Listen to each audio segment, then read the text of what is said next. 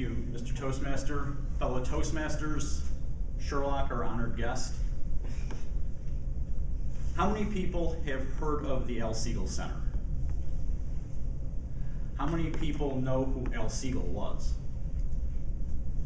And it's a shame. L. died in 1966, I believe, at the age of 83.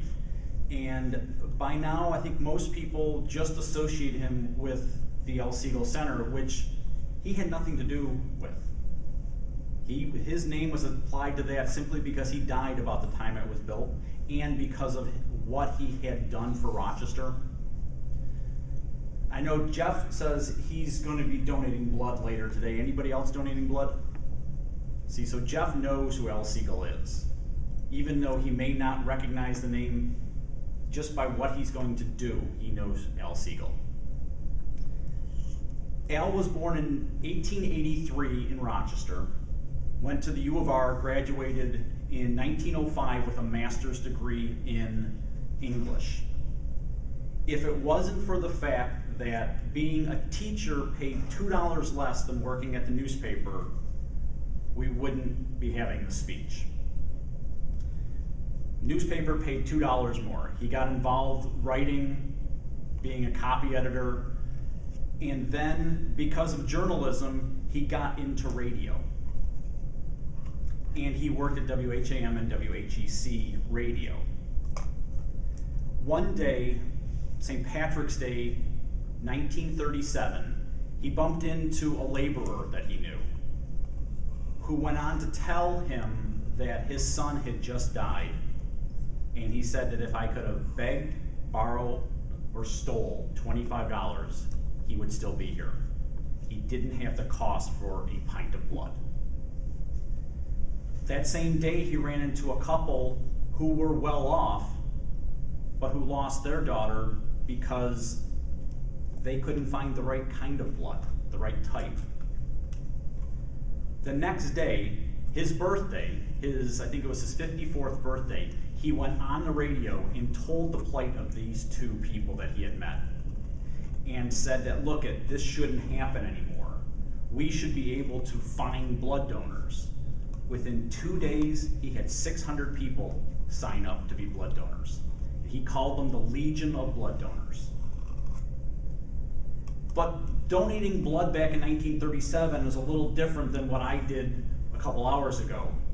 You didn't go to a place, donate blood, and then they took the blood someplace. You went to the hospital.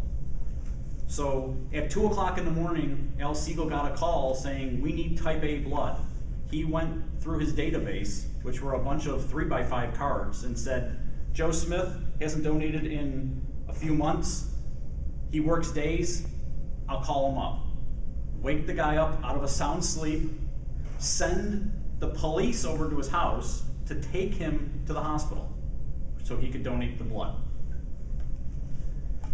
By 1939, the January 1st, 1939 Times Union reports that there were 1,000 people in L. Sigl's Legion of Blood Donors. They had, in the past year and a half, year and 3/4, given 518 transfusions. I guess they considered a pint of blood was a transfusion. We were the only place in the US doing this, but it spread. Because of the radio waves, people in the outlying counties heard, and they signed up. Their town would have their own Legion of Blood Donors. These blood donors weren't limited to Rochester, though.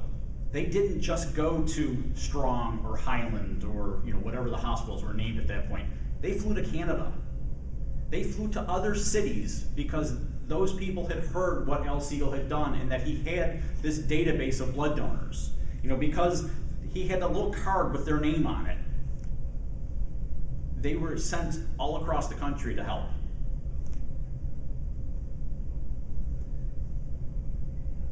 I find it amazing that just one person running into two random people on the street, okay, people that he knew, but still just randomly, their paths cross, and because of that, something great started. But what's even more so is that it started here. mean, Rochester has a wealth of history, and they're great people who, humble. I mean, again, nobody knows who Al Sigl was, or who he was now.